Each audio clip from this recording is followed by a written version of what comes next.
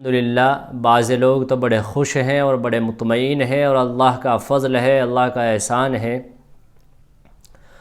کہ رمضان المبارک کے مہینے میں مسلمان زیادہ عبادت کرتا ہے، گناہ کم کر دیتا ہے، اور مسلمان جو غیر رمضان میں گناہ ہوتی ہے، وہ جو حدیث پاک کے اندر آتا ہے کہ رمضان کے مہینے میں سرکش شیاطین کو قید کر دیا جاتا ہے، تو وہ حقیقت میں یہ ہے کہ غیر رمضان کے جو گناہ ہو جاتے ہیں یا جن گناہوں کے قریب پہنچا جاتا ہے، اللہ کا فضل ہے، اللہ کا شکر ہے، اس کا احسان ہے کہ رمضان المبارک کے مہینے میں مسلمان ان گناہوں سے محفوظ رہتا ہے۔ اللہ رب العزت کے فضل و کرم سے ان گناہ تک مسلمان نہیں پہنچ پاتا۔ تو یہ رمضان کی برکت ہے، یہ رمضان کی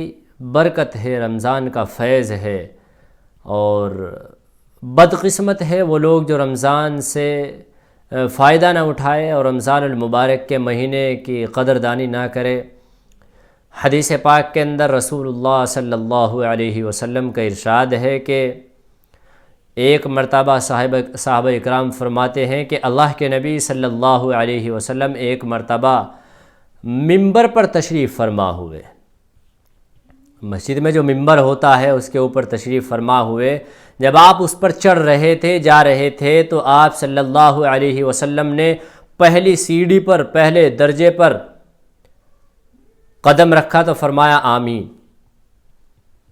دوسرے پر قدم رکھا تو پھر فرمایا آمین،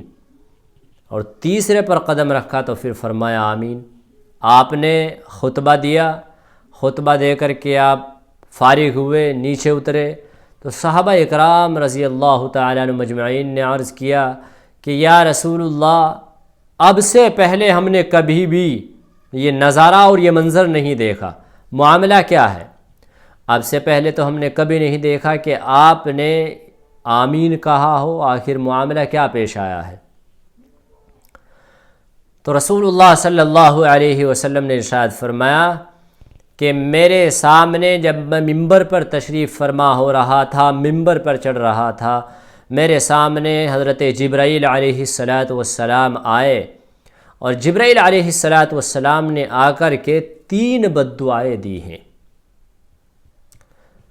یاد رکھیے گا، جو رمضان کے مہینے میں کھلم کھلا اعلان جنگ کر رہے ہیں اللہ رب العزت کے ساتھ، جو رمضان المبارک کے پاک اور پوتر مہینے میں، ایسے بابرکت مہینے میں اس کی قدردانی نہیں کر رہے ہیں، روزے نہیں رکھ رہے ہیں، عبادت نہیں کر رہے ہیں، تراویح نہیں پڑھ رہے ہیں، اور بعض لوگ تو یہاں تک کی بھی خبریں آتی ہے مسلمانوں کہ روزے اگر نہیں بھی رکھ رہے ہیں تو الحمدللہ کھلم کھلا کھانا پینا چل رہا ہے۔ کیا یہ خدا کے ساتھ، یہ اللہ کے ساتھ بغاوت نہیں ہے؟ کیا یہ اعلان جنگ نہیں ہے؟ کیا یہ اللہ کی نافرمانی نہیں ہے؟ یہ اس رب کائنات کی نافرمانی ہے جس نے تجھے اور مجھے پیدا کیا ہے، جس نے تمہیں اور مجھے بنایا ہے، جس نے کائنات بنائی ہیں، جس نے پورا جہان بنایا ہے، جس نے یہ مہینے بنائے ہیں۔ جو رزق روزے نہ رکھ کر کے تم اپنے پیٹ میں پہنچا رہے ہو، وہ اللہ نے تمہیں دیا ہے، وہ اللہ رب العزت کی مہربانی سے تم کھا رہے ہو۔ کیا اللہ رب العزت پکڑ نہیں کر سکتا؟ کیا وہ رزق اگر تمہیں وہ رزق دے رہا ہے تو وہ چھین نہیں سکتا؟ اگر وہ ہمیں رزق دے سکتا ہے، کھلا سکتا ہے، پلا سکتا ہے، پہنا سکتا ہے، تو وہ ہمیں ننگا بھی کر سکتا ہے، وہ ہمیں بھوکا بھی مار سکتا ہے، وہ ہمیں تنگ دستی میں بھی لا سکتا ہے۔ وہ ہر چیز پر قادر ہے، ہر چیز اس کے قبضے قدرت میں ہے، تو پھر اس کے ساتھ نافرمانی کیوں؟ اگر اس نے کسی چیز کا حکم دیا ہے تو اس کے ساتھ پھر نافرمانی کیوں؟ 12 مہینوں میں حکم ہوا کہ 1 مہینے کے لیے آ جائیں، اور یہ بھی اس لیے نہیں کہ اللہ رب العزت کو ہمیں بھوکا رکھنے کی ضرورت ہے، ہمیں پیاسا رکھنے کی ضرورت ہے۔ کیوں بھائی؟ اللہ رب العزت ہمیں بھوکا رکھ کر کے، پیاسا رکھ کر کے کیا چاہتا ہے ہم سے؟ کیا بھوکا مارنا چاہتا ہے اللہ تعالیٰ ہمیں؟ کیا پیاسا رکھ کر کے ہمیں مارنا چاہتا ہے اللہ رب العزت؟ ایسا ہرگز نہیں ہے۔ اللہ تبارک و تعالی اس بھوک کی پیاس کی شدت کو جو مسلمان برداشت کر کے روزہ رکھ رہا ہے، اللہ تعالیٰ اس کو جنت دینا چاہتا ہے، اللہ رب العزت اس کو اپنی ملاقات دینا چاہتا ہے، اللہ تعالیٰ اس کو اپنا دیدار دینا چاہتا ہے، اللہ رب العزت اس سے کلام کرنا چاہتا ہے، اللہ اس کو اپنی رضا دینا چاہتا ہے، بدلے میں ہمیں اللہ رب العزت اپنی رضا دے رہا ہے۔ ہم کوئی احسان نہیں کر رہے ہیں روزہ رکھ کر کے، اللہ رب العزت بدلے میں جنت دے رہا ہے، یہ اس کا فرمان ہے، یہ اس کا احکام ہے، یہ ماننا پڑے گا۔ اور روزہ تو ایسی عبادت ہے کہ اللہ رب العزت نے فرمایا کہ تمام عبادتوں کا جو بدل دیتے ہیں وہ فرشتے دے رہے ہیں، روزہ ایک ایسی عبادت ہے کہ جس کا بدل میں خود عطا کروں گا۔ چونکہ روزہ عبادت ہی ایسی ہے، آپ مسجد میں جاتے ہیں، نماز پڑھتے ہیں تو کوئی نہ کوئی آپ کا گواہ بھی بن جاتا ہے، کوئی آپ کے برابر میں کھڑا ہوا ہے، کوئی پیچھے کھڑا ہوا ہے، مسجد میں جاتے ہوئے آپ کو دیکھ رہے ہیں لوگ، آپ زکوٰۃ دے رہے ہیں، جسے دے رہے ہیں وہ آدمی کم از کم گواہ ہے، معلوم ہے کہ اس نے زکوٰۃ دی ہے۔ آپ صدقہ دے رہے ہیں، کوئی نہ کوئی گواہ ہے، کسی کے سامنے دے رہے ہیں، یا آپ قرآن کی تلاوت کر رہے ہیں، کسی نے آپ کو دیکھا ہے، وہ دیکھ کر کے گواہی دے دے گا کہ اس نے قرآن مجید کی تلاوت کی ہے۔ روزے کو چھوڑ کر کے آپ جو عبادت کر رہے ہیں اس کا کوئی نہ کوئی گواہ ہے، لیکن ایک روزہ واحد ایسی عبادت ہے جس کو بندہ جانتا ہے یا اللہ رب العزت جانتا ہے۔ اگر کسی نے سحری کھائی یا نہیں کھائی اور پورے دن بھر، آج ہوتا کیا ہے، ہوتا یہ ہے کہ اگر کسی نے روزہ نہیں بھی رکھا ہے تو دن میں قسم کھاتے ہیں نا، ہمیں اور تمہیں بہکا لینا یہ تو مناسب ہے، ممکن ہے کہ اگر میرے سے کوئی معلوم کرے کہ کیا آپ نے روزہ رکھا ہے، تو اگر میں روزے سے نہیں بھی ہوں تو میں اس کو یہ کہہ سکتا ہوں کہ ہاں میں روزے سے ہوں، وہ میرے اندر جھانک کر کے نہیں دیکھ رہا ہے، اس نے مجھے سحری کھاتے ہوئے بھی نہیں دیکھا ہے، لیکن یہ روزہ ایسی عبادت ہے کہ اللہ جانتا ہے یا بندہ جانتا ہے، اسی لیے اللہ نے فرمایا کہ اس کا بدل میں خود عطا کروں گا۔ اور اس کا بدل کیا ہے؟ اس کا بدل جنت ہے، اللہ کی رضا ہے۔ تو بہرحال میں عرض کر رہا تھا کہ رسول اکرم صلی اللہ علیہ وسلم نے ارشاد فرمایا کہ جبرائیل امی نے 3 بد دعائیں دی ہے، اور تینوں بد دعاؤں پر میں نے آمین کہا ہے۔ اب آپ اندازہ لگائیے کہ مقرب فرشتہ، فرشتوں کا سردار، فرشتوں کا سب سے بڑا سردار، رسولوں کے پاس، نبیوں کے پاس پیغام لانے والا سردار، اللہ کے سب سے زیادہ قریب رہنے والا فرشتہ، مقرب فرشتہ، اگر وہ بد دعا دے دے تو ہلاکت میں کوئی تردد ہے؟ ہماری بربادی میں کوئی گنجائش نہیں ہے اگر اس بد دعا کا شکار ہو جائیں ہم۔ اور مزید اضافہ یہ ہوا کہ رسول اکرم صلی اللہ علیہ وسلم نے اس کے اوپر آمین کہا، اور ایک حدیث کے اندر یہ فرمایا کہ جبرائیل علیہ السلام نے تلقین کی کہ آپ آمین کہیں، آپ نے خود کہا یا جبرائیل کے کہنے سے کہا، تو یہ تو مزید اضافہ ہے، مہر لگا دی ہے اس بد دعا کے اوپر۔ اور وہ بد دعا کن لوگوں کے لیے ہے؟ سمجھنے کی بات یہ ہے کہ وہ بد دعا کن لوگوں کے لیے ہے؟ رمضان کے مہینے کی ناقدری کرنے والوں، رمضان کے مہینے میں اللہ سے اعلان جنگ اور بغاوت کرنے والوں، یہ بد دعا ان لوگوں کے لیے ہے جو رمضان کے مہینے میں بھی، یہ فرمایا حدیث پاک کے اندر، اللہ کے نبی صلی اللہ علیہ وسلم نے ارشاد فرمایا کہ سب سے پہلی بد دعا جبرائیل علیہ السلام نے یہ دی کہ ہلاک ہو وہ شخص، برباد ہو وہ شخص جس نے ماہ رمضان المبارک کا مہینہ پایا اور وہ اپنی مغفرت نہ کرا سکا۔ اب آپ اندازہ لگائیے، کیا مغفرت ہو جائے گی؟ روزے نہ رکھ کر کے، اللہ کی نافرمانی کر کے مغفرت ہو سکتی ہے؟ اللہ ہمارے گناہوں کو معاف کر دے گا، ہم مسجد تک جائیں گے بھی نہیں، مسجد کی چوکھٹ تک بھی نہیں جائیں گے، ہم نماز بھی نہیں پڑھیں گے، قرآن کی تلاوت بھی نہیں کریں گے، ہم روزہ بھی نہیں رکھیں گے، اور روزہ نہ رکھ کر کے ہم خلم کھلا کھائیں گے پئیں گے، ادھر اذان ہوگی ادھر ہم گھر کی طرف دوڑیں گے، ادھر اللہ کا بلاوا آئے گا اور ہم اپنے ٹھاں ٹھاں پڑھ کر کے سوئیں گے اور امید لگائے بیٹھے ہیں کہ مغفرت ہو جائے گی۔ کیا ہو جائے گی مغفرت؟ اللہ ہمارے گناہوں کو اس طرح معاف فرما دیں گے؟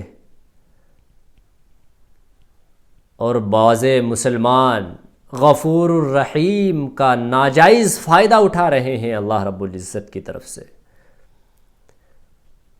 لا علمی میں بعض مسلمان یہ کہہ دیتے ہیں کہ اللہ بڑا غفور الرحیم ہے اور رحیم ہے، معاف فرما دے گا۔ یاد رکھیے کہ مغالطے کی چائے مت پیجیے،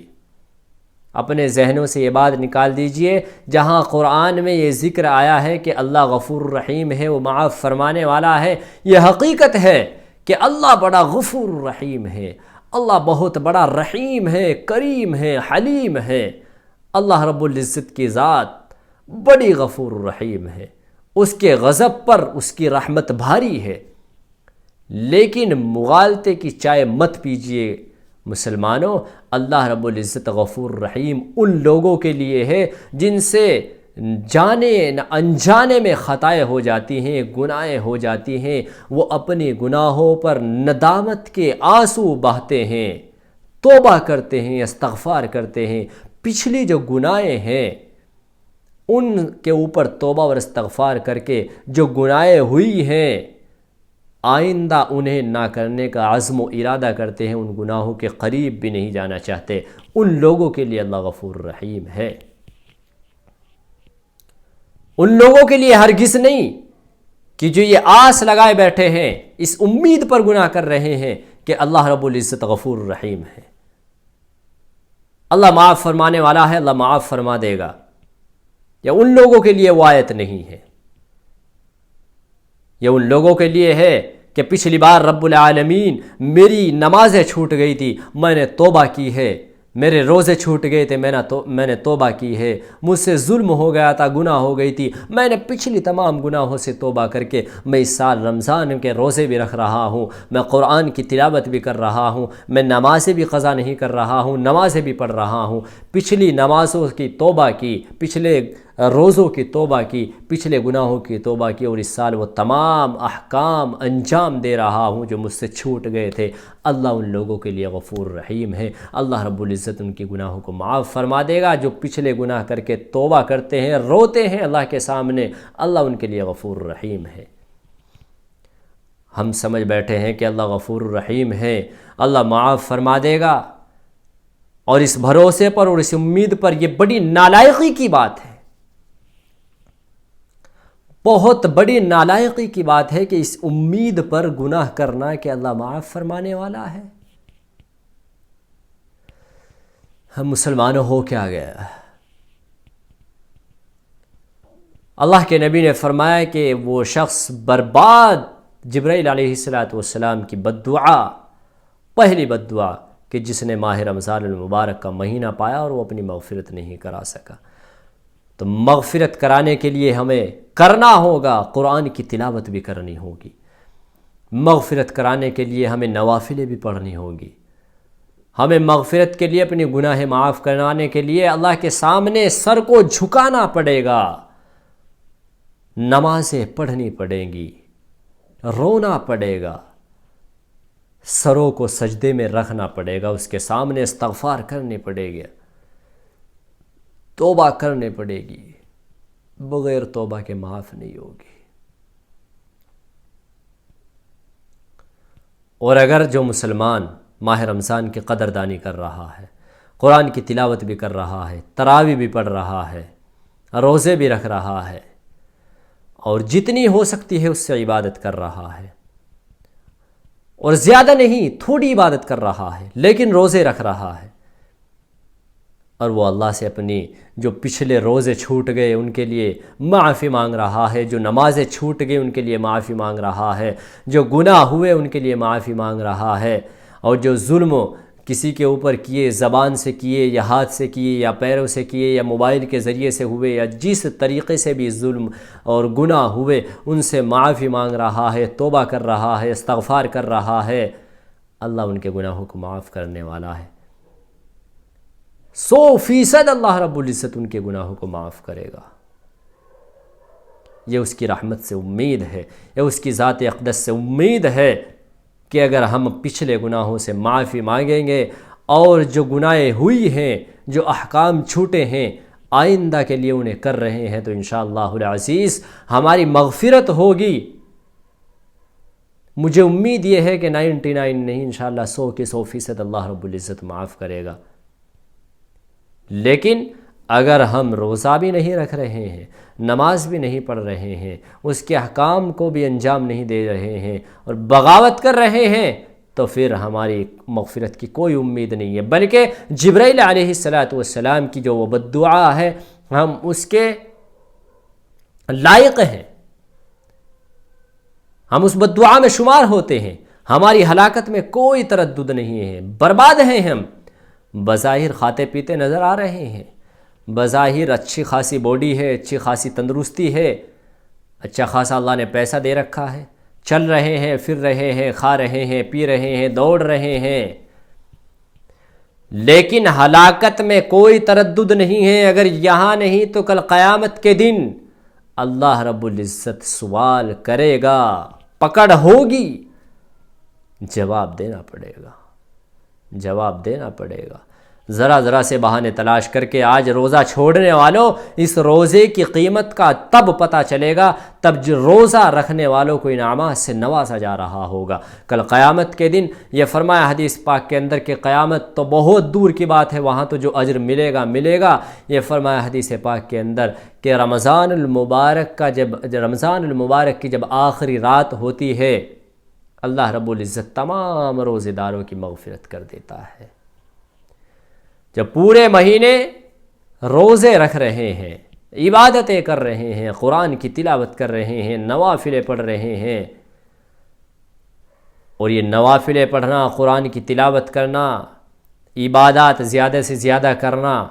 یہ اپنی نیکیوں میں اضافہ ہے۔ نہیں تو اگر کوئی مسلمان روزہ رکھ کر کے سو بھی جاتا ہے تو تب بھی اس کو ثواب ملتا ہے۔ اگر وہ یہ چیزیں نہیں انجام دے رہا ہے تو کوئی حرج نہیں ہے، اگر دے تو نیکیوں میں اضافہ ہو رہا ہے، لیکن اگر روزہ چھوڑ دیتا ہے تو بہت بڑا گناہ ہے۔ اور روزہ اگر رکھ لیتا ہے تو انشاءاللہ العزیز اس روزے کو رکھنے کا جو بدل ملے گا، عید کی نماز سے پہلے اس روزے دار کی مغفرت کر دی جائے گی۔ اس سے بڑا انعام اور کیا چاہیے مسلمانوں؟ یہ رمضان کا مہینہ اللہ نے دیا، ہم نے اس میں روزے رکھے، معلوم نہیں 10 رکھ پائے، 15 رکھ پائے، 20 رکھ پائے، 25 رکھ پائے یا 30 رکھ پائے، اور اس کے بعد اللہ نے ہمیں بلا لیا، تو ہماری تو مغفرت ہو کے ہم اللہ کے پاس جا رہے ہیں۔ اس سے اچھا اور موقع کیا ہو سکتا ہے؟ اگر اللہ بلا لیتا ہے، اللہ سے ملاقات کا وقت آ جاتا ہے، تو ہم تو روزوں کی برکت سے، رمضان کی برکت سے اپنی مغفرت کرا کر کے جا رہے ہیں۔ اس سے اچھا موقع اور کیا ہو سکتا ہے؟ لیکن تنزلی کا شکار ہے مسلمان، بغاوت پر اتر رہا ہے، اور مزید اضافہ یہ ہو رہا ہے دوستو، یہ تجربہ ہے کہ ذرا ذرا سے بہانے تلاش کر رہے ہیں روزہ چھوڑنے کے لیے، بہانے۔ آپ ایک دوسرے کو تسلی دے سکتے ہیں بہانہ دے کر کے۔ بیماری اگر میں آپ سے یہ کہہ دوں کہ یار مجھے تو بخار ہے، مجھے فلاں مرض ہے، مجھے فلاں مرض ہے، اور میں بہانہ لے کر کے آپ کو تو بتا دوں گا کہ مجھے بیماری ہے، میں اس لیے روزہ نہیں رکھ رہا ہوں، لیکن اللہ جس کے لیے آپ روزہ رکھ رہے ہیں، جس کے فرمان کو آپ انجام دے رہے ہیں، جس کے حکم کو آپ مان رہے ہیں، وہ جانتا ہے کہ آپ کس قدر بیمار ہیں۔ اب کتنے بیمار ہیں، کتنے بیمار نہیں ہیں، یا آپ کی بیماری کتنی حد تک جائز ہے اور نہ کتنی حد تک نہیں؟ کیا آپ کی بیماری اتنی ہے کہ آپ روزہ چھوڑ سکتے ہیں یا نہیں؟ یا بعض لوگ کام کا عذر کر دیتے ہیں، ذرا سے کام کے اوپر محنتیں کر رہے ہیں، مزدوری کر رہے ہیں اپنے، اور اس کے اوپر روزہ چھوڑ رہے ہیں۔ یہ مزدوری کا کیا کرو گے؟ کیا کرو گے اس پیسے کا جس کو روزہ چھوڑ کر کے کما رہے ہو؟ 11 مہینے دیے تو تھے اللہ نے کمانے کے لیے، 11 مہینے اللہ رب العزت نے کمانے کے لیے دیے ہوئے تھے۔ یہ بہانہ نہیں چل سکتا کہ یا الہ العالمین میں نے تو ٹھیکہ لے رکھا تھا، میرے نیچے تو مزدور کام کر رہے تھے، میں مزدوری کر رہا تھا، میں کام کر رہا تھا، میں فیکٹری میں تھا، میں آفس میں تھا، میں اس لیے روزہ نہیں رکھ پائے۔ ایک بہانہ قطعی نہیں چلے گا۔ میں آپ کو تسلی دے سکتا ہوں یہ بہانے کر کے، آپ مجھے تسلی دے سکتے ہیں، کسی اور کو تسلی دے سکتے ہیں، اللہ رب العزت کو کیسے سمجھائیں گے؟ وہ تو جانتا ہے، وہ تو جانتا ہے۔ اللہ رب العزت شریعت کے اندر قطعاً گنجائش نہیں ہے کہ آپ ذرا سے بہانوں کے اوپر روزہ ترک کر دیں۔ اور علماء تو یہاں تک لکھتے ہیں کہ اگر آپ نوکری کر رہے ہیں، ذریعہ معاش جانے کا خطرہ ہے،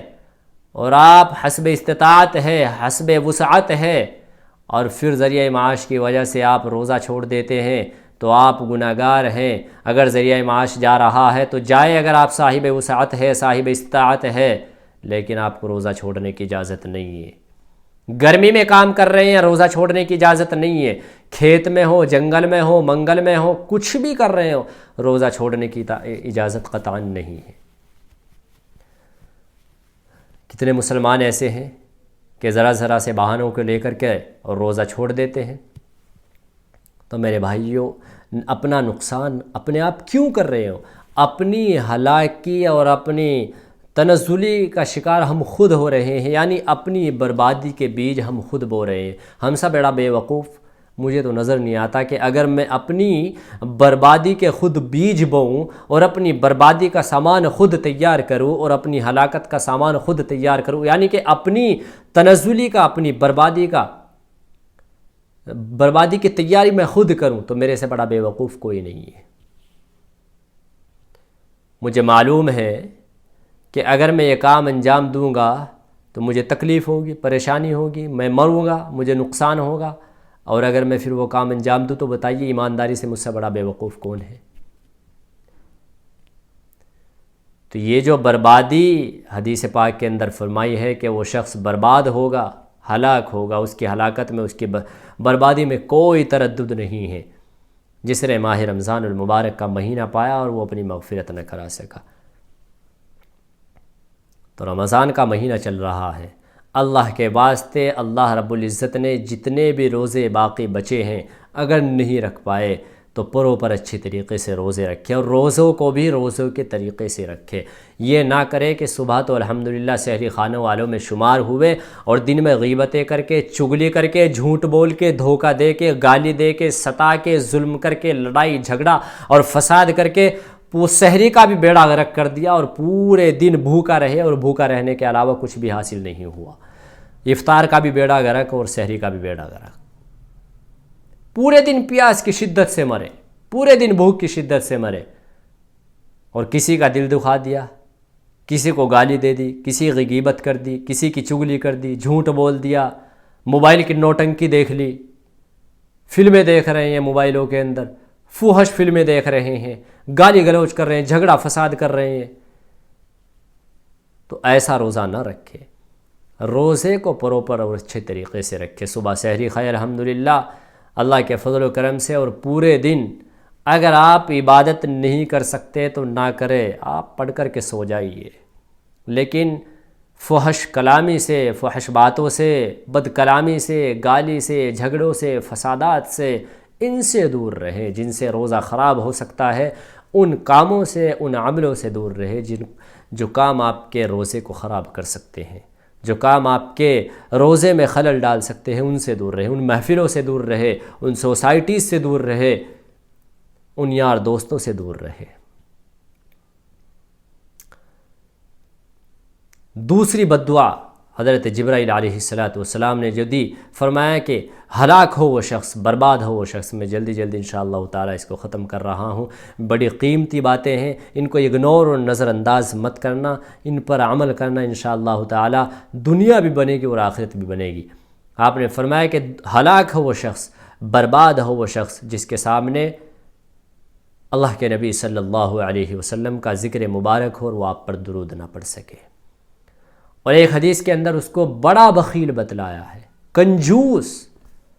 بخیل ہے وہ شخص کہ جس کے سامنے رسول اکرم صلی اللہ علیہ وسلم کا ذکر مبارک آئے وہ آپ پر درود نہ بھیج سکے۔ سب سے بڑا بخیل ہے وہ۔ ہمیں درود بھیجنے کا حکم ہے، اور یہ لازم ہے اس لیے بھی کہ اللہ کے نبی صلی اللہ علیہ وسلم کا امت مسلمہ پر، ہمارے اوپر، اس امت پر، آپ پر، تمام مسلمانوں پر حق ہے اللہ کے نبی صلی اللہ علیہ وسلم کا۔ جتنے احسانات آپ کے ہمارے اوپر ہیں، اس کے بدلے میں ہم درود شریف کا نذرانہ بھی اگر پیش نہ کر سکے تو پھر کیا کر سکتے ہیں؟ وہ سرور کائنات، وہ محبوب اور رحمت دو عالم صلی اللہ علیہ وسلم ہمارے لیے، آپ کے لیے، مسلمانوں کے لیے تڑپ تڑپ کر چلے گئے، روتے روتے چلے گئے اس دنیا سے۔ اور ایک بخیل آپ ہیں کہ اگر آپ کا ذکر مبارک آپ کے سامنے آتا ہے تو آپ کم از کم صلی اللہ علیہ وسلم بھی نہیں کہہ سکتے۔ جس کے سامنے رسول اکرم صلی اللہ علیہ وسلم کا ذکر مبارک آ رہا ہے اور وہ کم از کم اگر صلی اللہ علیہ وسلم بھی نہیں کہہ رہا ہے درود شریف جو اللہم صلی علی محمد وعلی آل محمد کما صلیت علی ابراہیم وعلی آل ابراہیم انک حمید مجید، اللہم بارک علی محمد وعلی آل محمد کما بارکت علی ابراہیم وعلی آل ابراہیم انک حمید مجید ہے، اسے پڑھنے کی تو دور کی بات ہے، اگر وہ پڑھ لیتا ہے تو مزید اضافہ ہو جاتا ہے نیکیوں میں، لیکن کم از کم صلی اللہ علیہ وسلم ہر مسلمان کو کہنا چاہیے، جہاں بھی آپ صلی اللہ علیہ وسلم کا ذکر مبارک ہو، آپ کا نام آئے۔ تو تیسری بد دعا حضرت جبرائیل علیہ السلام نے فرمایا کہ ہلاک ہو وہ شخص، برباد ہو وہ شخص جس کے سامنے اس کے والدین میں سے، والد یا والدہ، ماں یا باپ، دونوں میں سے یا دونوں میں سے ایک کو وہ بڑھاپے کو پائے اور وہ ان کی خدمت کر کے اپنے اوپر جنت واجب نہ کرا سکے۔ تو اس حدیث سے پتہ چلتا ہے کہ اگر آپ کے گھر میں آپ کے بوڑھے والدین ہیں، ماں ہیں، باپ ہے، تو ان کی خدمت کا اللہ رب العزت نے حکم دیا ہے کہ خدمت کر کے اپنے آپ کو جنت کے مستحق بناؤ، ان کی خدمت کر کے جنت کے مستحق بناؤ، اپنے آپ کو جنت کا مستحق بناؤ۔ اور یہ فرمایا کہ ماں باپ کے سامنے کبھی اونچی آواز سے غلطیاں ہو جاتی ہیں، لیکن ان غلطیوں کے اوپر اڑا رہنا، دیکھو چونکہ مسلمان غلطیوں کا، خطاؤں کا بھرا ہوا ہے،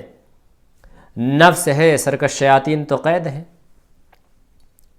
لیکن شیطان کے چمچے بہت سارے ابھی آزاد بھی ہیں، اور یہ نفس جو ہمارے اندر بیٹھا ہوا ہے نا، یہ بھی شیطان کا چمچہ ہے، شیطان کا چیلا ہے۔ تو خطائیں تو ہو جاتی ہیں، غلطیاں ہو جاتی ہیں، اور رمضان میں بھی ہو جاتی ہے، غیر رمضان میں بھی ہوتی ہے، نافرمانیاں ماں باپ کی ہوتی ہیں، ہم سے بھی ہوتی ہے، آپ سے بھی ہوتی ہے، اور ہو جاتی ہیں۔ بعض موقع ایسے آتے ہیں کہ باپ کے سامنے اونچی آواز بھی نکل جاتی ہے، ماں کے سامنے اونچی آواز نکل جاتی ہے۔ بعض موقع ایسے آتے ہیں کہ ماں باپ نے کسی چیز کا حکم کیا اور ہم اس کو نظر انداز کر دیتے ہیں، اگنور کر دیتے ہیں، ماں باپ کے سامنے غصہ بھی آ جاتا ہے، چونکہ نفس ہے اندر، لیکن صبر کرنا، اور پھر اگر ہم سے نافرمانی ہو جاتی ہے تو اس کی تلافی کرنا، معافی مانگنا، اور کم از کم اللہ رب العزت سے بھی معافی مانگنا کہ رب العالمین مجھ سے میرے ماں باپ کی نافرمانی ہوئی ہے، تو اللہ کے سامنے بھی رونا، اپنے ماں باپ سے بھی معافی مانگنا، یہ بہت ضروری ہے۔ اللہ رب العزت سے بھی مانگنا اور اپنے والد اور والدین سے بھی معافی مانگنا کہ اگر نافرمانی ہو جائے تو ان سے معافی مانگنا یہ ہمارے لیے ضروری ہے۔ اور کم از کم اگر کوئی اولاد اپنے ماں باپ کی خدمت بھی نہ کر سکے، اتنی گر جائے کہ وہ کم از کم خدمت بھی نہ کر سکے، یا خدمت کا موقع نہیں مل رہا ہے، آپ دور ہیں، ماں باپ گھر پر ہیں، آپ دور ہیں، جو خدمت کرنا آپ چاہتے تھے نہیں کر سکے، یا جو خدمت کرنی چاہیے تھی وہ بھی نہیں کر سکے، آپ دور ہیں، تو کم از کم ان کو تکلیف بھی نہ پہنچائے، ان کو ستائے بھی نہ، الفاظوں کے ذریعے سے، بد زبانی کے ذریعے سے، زبان کے ذریعے سے، کسی بھی پہلو سے ان کو ستانے کی کوشش نہ کرے، ان کی نافرمانی نہ کرے۔ تو یہ تین بد دعائیں حضرت جبرائیل علیہ السلام نے دی ہیں۔ تو ان بد دعاؤں کا خیال کرے کہ کہیں ان کے مستحق آج ہم بھی نہ ہو جائے کہ رمضان کا مہینہ چل رہا ہے اور ہم اپنی مغفرت نہ کرا سکے، روزے ترک کر کے، نمازیں چھوڑ کے، یا کسی بھی طرح سے اگر ہم مغفرت نہ کرا سکے تو ہم اس بد دعا کے مستحق ہیں، اور اس بد دعا کے اوپر کوئی گنجائش نہیں ہے، اس میں ہلاکت، بربادی پکی ہے۔ دوسرے آپ صلی اللہ علیہ وسلم کا جہاں ذکر مبارک آئے تو کم از کم ہمیں چاہیے کہ صلی اللہ علیہ وسلم ضرور کہہ دیں۔ تیسرے، جن کے والد والدین زندہ ہے، ماں باپ زندہ ہے، ان کو اپنے ماں باپ کی فرما برداری کرنی چاہیے، ان کی اطاعت کرنی چاہیے۔ اور اگر مزاجوں میں اختلافات ہو جاتے ہیں، علماء فرماتے ہیں کہ اگر مزاجوں میں اختلافات ہیں، دیکھیے جہاں اولاد کے لیے قرآن میں حکم ہے کہ ماں باپ کی فرما برداری کرے، اطاعت کرے، ان کے سامنے زبان درازی نہ کرے، اونچی آواز سے نہ بولے، تو اللہ رب العزت نے کہیں نہ کہیں ماں باپ کے لیے بھی حکم جاری کیے ہیں، ماں باپ کے لیے بھی کچھ اصول ہیں، ماں باپ کے لیے بھی کچھ قانون ہے کہ وہ بھی کم از کم اپنی اولاد کے سامنے ایسے کام انجام نہ دے جس سے کہ اس کی اولاد باغی ہو سکے، اپنی اولاد کے اوپر ظلم نہ کرے۔ اور بہت سارے ماں باپ آج کے وقت میں ایسے ہیں جو لا علمی سمجھیے، جہالت سمجھیے، یا کچھ بھی سمجھیے، کہ اپنی اولاد کو نافرمانی اور باغی بنانے کے اوپر مجبور کر رہے ہیں، ظلم کر رہے ہیں۔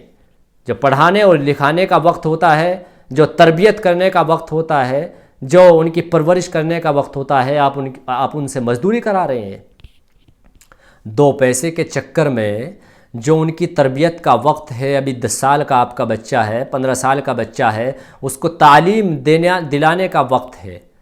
اس کی تربیت کا وقت ہے، اسے ہنر سکھانے کا وقت ہے، آپ اس سے 2 پیسے کے چکر میں مزدوری کرا رہے ہیں، آپ کسی بھی طرح کی مزدوری کرا رہے ہیں، آپ اس کا مستقبل برباد کر رہے ہیں، آپ اس کا بھوشیہ برباد کر رہے ہیں۔ آپ اس کو اچھی تعلیم دلائیے، اس کی اچھی تربیت کیجیے، اس کی اچھی پرورش کیجیے،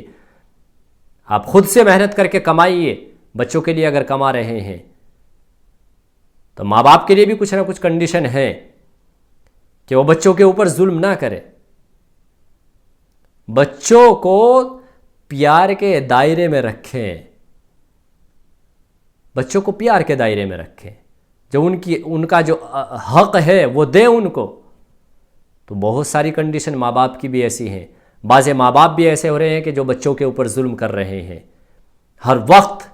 ہر وقت اپنی ڈکٹیٹری جتانا، اور ہر وقت اپنے آپ کو بڑا ثابت کرنا، اور ہر وقت اپنی اولاد کو اپنے قدموں میں رکھنے کی سوچنا، یہ بھی ماں باپ کی یہ بھی ماں باپ کا ظلم ہے۔ اولاد بڑی ہو جاتی ہے، اگر وہ اطاعت بھی نہیں کر رہی ہے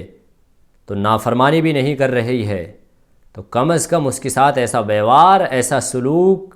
نہ کیا جائے کہ وہ نافرمانی کرنے کے اوپر آمادہ ہو جائے۔ گھروں میں اس کی بہت ساری لمبی چوڑی ڈیٹیل ہے بھیا، بڑی بحث ہوتی ہے اس کے اوپر، علماء کے اندر بڑی بڑی بحث چل رہی ہے، لیکن گھروں کے جو ماحول ہے نا، جو گھروں کے ماحول ہیں، ہر گھر مٹیالہ چولہا یہ بڑوں کی مثال ہے، تو کہیں ماں باپ اپنی جگہ پر نہیں ہے، تو کہیں اولاد اپنی جگہ پر نہیں ہے، کمی دونوں جگہ ہے۔ یہ سراسر بالکل کمی دونوں جگہ ہے۔ اولاد کے لیے تو جو قرآن میں ہے وہ تو ہے، اس کے لیے تو کوئی گنجائش نہیں ہے، لیکن ماں باپ بھی اپنی جگہ سے ہٹے ہوئے ہیں۔ بہت سارے ماں باپ ایسے ہیں جو اپنی جگہ سے ہٹے ہوئے ہیں، بچوں کو بچے ہی نہیں سمجھنا پسند کر رہے ہیں، اولاد کو اولاد ہی سمجھنا پسند نہیں کر رہی ہے، اولاد کو نوکر سمجھا جا رہا ہے۔ تو اس کی بہت ساری ایسی کنڈیشن ہیں جن کو ماں باپ کو بھی سمجھنا چاہیے اور اولاد کو بھی سمجھنا چاہیے۔ تو بہرحال رمضان کا مہینہ چل رہا ہے، آپ تمام دوستوں سے، مسلمانوں سے درخواست اور گزارش یہ ہے کہ بھائی رمضان کی قدر کرے۔ رمضان کی قدردانی یہی ہے کہ پراپر روزہ رکھے مکمل اچھی طرح سے، اور زیادہ سے زیادہ عبادت کرے، نوافلیں پڑھے، تراویح پڑھے، قرآن کی تلاوت کرے، اور ایک دوسرے کی ہمدردی کرے۔ رمضان المبارک کا مہینہ یہ پیغام بھی دیتا ہے کہ آپ اگر کوئی غریب ہے، مسکین ہے، لاچار ہے، کمزور ہے، آپ پیسے سے بھی مدد کریے، آپ افطاری سے بھی مدد کرائیے، آپ سحری سے بھی مدد کریے، آپ کپڑوں سے بھی مدد کریے، جس طرح سے ہو سکتا ہے۔ یہ غمخواری کا مہینہ ہے، غموں کو بانٹنے کا مہینہ ہے، ایک دوسرے کا ساتھ دینے کا مہینہ ہے۔ اور ہم کرتے ہیں کہ رمضان کے مہینے میں ہی سب سے زیادہ جھگڑے اور فسادات ہمارے اندر ہوتے ہیں۔ اللہ حفاظت فرمائے، اللہم حفظنا آمین۔ امید ہے کہ انشاءاللہ تعالی ان باتوں پر غور و فکر کیا جائے گا۔ اللہ تعالی میرے لیے بھی آپ دعا کرے کہ مجھ جیسے ناکارہ اور نکمے انسان کو بھی اللہ عمل کی توفیق عطا فرمائے۔ وما علینا الا البلاغ۔